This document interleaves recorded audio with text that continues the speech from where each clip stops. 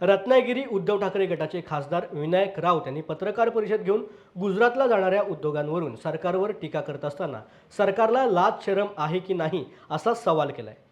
महानंद दूध प्रकल्प हा केंद्र सरकारचा केंद्रीय डेअरी बोर्डाला चालवायला द्यायचा आहे आणि काही काळानंतर तो अमूल कंपनीला हस्तांतर करायचा आहे असा डाव राज्य सरकारचा आहे अशी माहिती देखील माध्यमांशी बोलत असताना खासदार विनायक राऊत यांनी दिली आहे। नाही, त्याच्या अगोदर अजून एक खुलासा करतो। आता महाराष्ट्राचं भूषण म्हणून ज्या उद्योगाकडे पाहिलं जात होतं, महानंदा म्हणून दूध प्रकल्पातली एक महत्त्वाकांक्षी प्रकल्प म्हणून तो उभा केला गेला आणि महानंदा एक अभिमानाने पश्चिम द्रुतगती राज्यमार्गावर उभे राहिलेले आहे। त्याची एक शाखा कणकवलीमध्ये सुद्धा होती।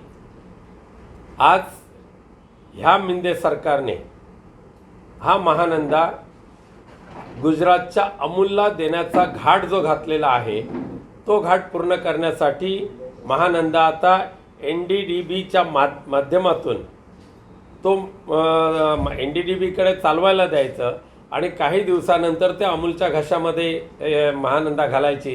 हे कपट कारस्थान आता या मिंदे सरकारने सुरू केलेलं आहे।